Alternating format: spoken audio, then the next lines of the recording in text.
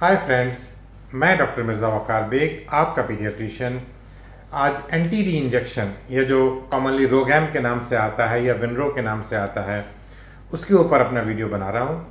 दोस्तों, RH negative pregnancy से related, indirect कूम test और फ्रीक्वेंटली आस्क्ड क्वेश्चंस, इस तरह के मैं 3 वीडियोज़ अपने RH आइसो इम्यूनाइजेशन के ऊपर लेके बना चुका हूँ और उसमें काफ़ी मेरे पास क्वेरीज आई हैं और मुझे खुशी है कि मैं काफ़ी हद तक लोगों की समस्याओं का समाधान करने में कामयाब भी हुआ हूँ।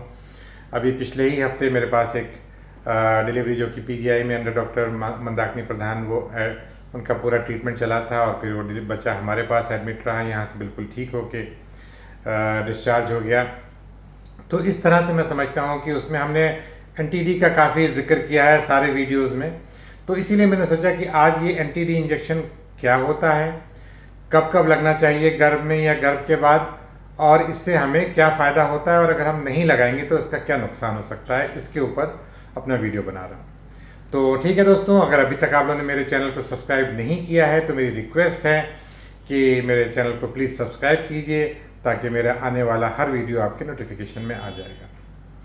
देखिए, RH निगेटिव बेसिकली प्रेगनेंसी, मैंने बताया कि बच्चा जब अगर RH पॉजिटिव होता है और मदर RH निगेटिव है तो ड्यूरिंग मिसकैरेज या किसी भी तरीके से अगर फीटो मैटरनल ब्लड का जो रिएक्शन होता है प्लेसेंटा के ज़रिए बच्चे के कुछ RBCs अगर माँ के ब्लड में आ जाते हैं तो वो RH जो पॉजिटिव एंटीजन बच्चे के RBCs पे लगे होते हैं, उसको वो माँ का जो ब्लड है वो उसको as an antigen, as a foreign body समझ के उसके खिलाफ एंटीबॉडीज़ बनाना शुरू कर देता है और फिर ये एंटीबॉडीज़ प्लेसेंटा के थ्रू जाके बच्चे में उसकी RH पॉजिटिव कोशिकाओं को नष्ट करती हैं, जिससे बच्चे में एनीमिया हो जाता है, जिससे बच्चे में हाइड्रोप्स फिटालिस हो जाता है और उसके गर्भ में ही जान जा सकती है, स्टिल बर्थ हो सकती है।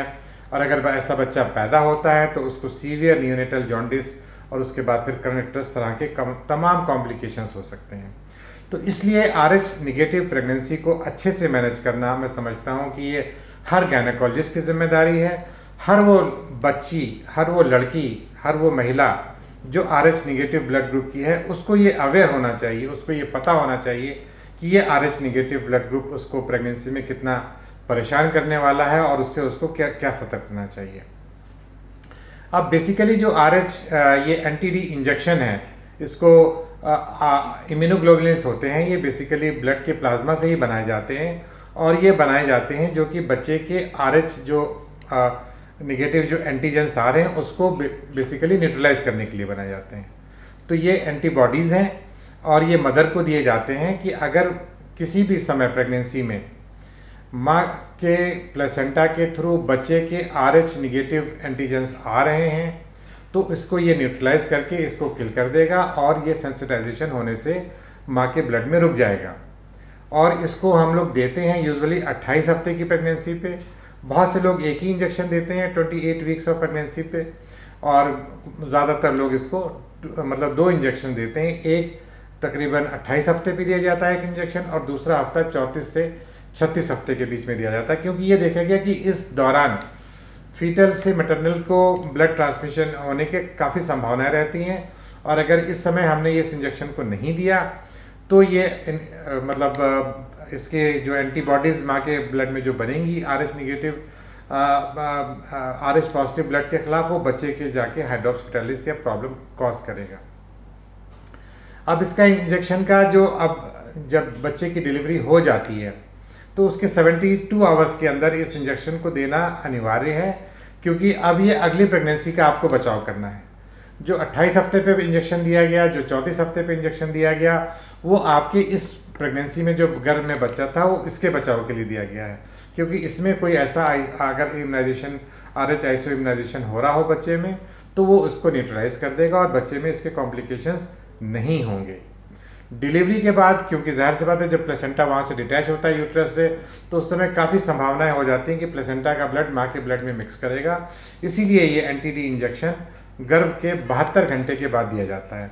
अब इसमें यूजुअली अगर हम लोग के पास क्योंकि 72 घंटे का समय है, यानी कि 3 दिन का समय है, तो हम जैसे ही बच्चा पैदा होता है तो लेबर रूम में या ऑपरेशन थिएटर में कॉर्ड से ब्लड ले लेते हैं, प्लेसेंटा से ब्लड ले लेते हैं और उसकी जांच करवा लेते हैं।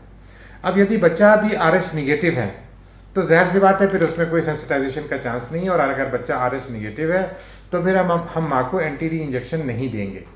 बट यदि बच्चा RH पॉजिटिव है तो ये इंजेक्शन देना मस्ट है। अगर आप इस इंजेक्शन को नहीं दे रहे हैं तो ये बहुत बड़ा गलती हो रही है, और आने वाली प्रेगनेंसीज में आपको इसका भुगतान करना पड़ेगा, इसका खमियाजा भुगतना पड़ेगा। अब बहुत से लोगों के क्वेश्चन आते हैं कि हो सकता है मेरा बच्चे का ब्लड ग्रुप निगेटिव हो तो हम 28 हफ्ते पे या 34 हफ्ते पे इंजेक्शंस क्यों दें। देखिए, इसमें ये कहा गया है कि अगर आपका बच्चा RH निगेटिव भी है, आपने मान लीजिए सस्पिशन हो रहा है या कुछ ऐसा है, तब भी ये इंजेक्शन 28 हफ्ते और 34 हफ्ते पे आपकी मदर को, बच्चे की जो प्रेग्नेंट लेडी को ये इंजेक्शंस देने ही देने हैं। अब ये इंजेक्शन और कब दिए जा सकते हैं? बहुत से लोगों को ये एहसास नहीं होता है कि अगर उनकी प्रेगनेंसी अबॉर्ट हो गई है, स्पॉन्टेनियस अबॉर्शन हो गया है, या उन्होंने DNC कराई है, या मिसकैरेज किसी भी कारण हो गया है शुरुआत के 3 महीने में, 4 महीने में, तो भी आपको ये इंजेक्शन लेना मस्ट है, क्योंकि ये इंजेक्शन ही आपके जो RH से जो सेंसिटाइजेशन माँ के ब्लड में एंटीबॉडीज़ बनने हैं, इससे आपको बचा सकेगा। मान लीजिए 3 महीने में आपको अबॉर्शन हुआ और आपने मिस्ड अबॉर्शन था और आपने जाके DNC कराई है, और अगर आप RH ये NTD इंजेक्शन नहीं लेंगे तो इससे जो आपके RH से जो सेंसिटाइजेशन हो रहा है ये आपके आने वाली प्रेगनेंसीज में आपको दिक्कत करने वाला है। इसलिए मेरे ये अपील है, अक्सर लोग मिसकैरेज और अबॉर्शन के बाद इस इंजेक्शंस को नहीं लेते हैं, जिससे कि उनको फिर प्रेगनेंसी में दिक्कत होती है, और फिर उनकी प्रेगनेंसी में या तो स्टिल बर्थ हो सकती है, बच्चे की इंट्रायूट्राइन डेथ हो जाती है, या फिर डिलीवरी के बाद कॉम्प्लिकेशंस हो जाते हैं। अब ये होता है कि अगर इस इंजेक्शन का असर कितने दिन तक रहता है। मान लीजिए प्रेगनेंसी में आपने 5वें महीने में औरत को एंटीपार्टम हेमरेज हो जाता है या ब्लीड हो जाता है, तो भी आपको उससे 28 हफ्ते से पहले भी आपको इंजेक्शन देना पड़ सकता है, और इस इंजेक्शन का असर है जो 12 हफ्ते तक रहता है। तो कुछ लेडीज़ में जिनमें बहुत सी ब्लीडिंग प्रेगनेंसीज में कई बार हो गई हैं, तो उसमें ये मल्टीपल इंजेक्शंस भी लग सकते हैं। अगर आपने आज दिया है और 12 हफ्ते के अंदर ही कोई ब्लीडिंग हो रही है तो आपको इस इंजेक्शन को रिपीट करने की ज़रूरत नहीं है। बट मान लीजिए 5 हफ्ते पे ब्लीडिंग हुई थी, आपने 5 हफ्ते पे रोगैम दे दिया उसको, और अब उसको 36 हफ्ते पे जाके कुछ ब्लीडिंग हुई है, स्पॉटिंग हुई है, तब आपको इस इंजेक्शन को रिपीट करना पड़ सकता है। इसके मेजर कोई साइड इफेक्ट नहीं है, ये इंट्रामस्कुलर दिया जाता है। लोकल साइड पे रिएक्शन, माइल्ड हेडेक या डिजीनेस हो सकती है। इसके अलावा अगर मदर में कोई प्रोसीजर्स हो रहे हैं, कोरियस वेनस सैम्पलिंग हो रही है या एमनियोसेंटेसिस हो रही है, जहाँ पर फीटो मैटरनल ब्लड का मिक्सचर होने के चांसेस होते हैं, वहाँ पर भी ये इंजेक्शन दिए जाते हैं। इसके अलावा RH निगेटिव मदर्स के अलावा इसके और इंडिकेशंस हैं जो कि बच्चों में हम लोग ने यूज़ किया है। इसको ITP के बेबीज़ में यूज़ किया जाता है, बट उसकी शर्त ये कि बच्चे जो हैं वो RH पॉजिटिव होने चाहिए।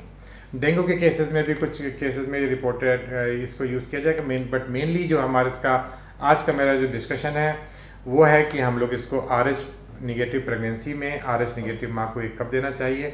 तो मैं समझता हूँ कि आप लोगों के लिए ये वीडियो यूज़फुल होगा। जैसे मैंने बताया 28 हफ्ते, 34 से 36 हफ्ते और गर्भ के बाद, यानी कि एक प्रेगनेंसी में इसको 3 बार आपको देना पड़ सकता है। 3 बार ये मिनिमम है, और अगर इसके अलावा अगर प्रेगनेंसी होती है या कोई प्रोसीजर होता है, एमनियोसेंटेसिस होती है, तो आपको ये 3 बार से ज़्यादा भी देना पड़ सकता है। बट ये इंजेक्शन 1960 से लग रहा है, और ये बहुत बड़ा मैं समझता हूँ कि WHO ने इसको लिस्ट ऑफ एसेंशियल मेडिसिन में रखा है। इसके आने के बाद बहुत सी समस्याओं का समाधान निकला है, बट अभी भी मेरे पास जिस तरह से लोगों के फ़ोन आते हैं, मुझे लगता है कि ये समस्याएं अवेयरनेस से जाएंगी। लोगों को अवेयरनेस अभी भी नहीं है RH निगेटिव प्रेगनेंसी को लेके। अबॉर्शन के बाद अक्सर लोग नहीं लगवाते हैं और फिर उसमें दिक्कतें हो रही हैं। ठीक है दोस्तों, तो मेरे इस वीडियो को ज़्यादा से ज़्यादा लोगों को सर्कुलेट कीजिए, और मेरे चैनल को अगर अभी तक आप लोगों ने सब्सक्राइब नहीं किया तो सब्सक्राइब कीजिए। अगले वीडियो में आपसे फिर मुलाकात होगी। Bye bye, take care, see you.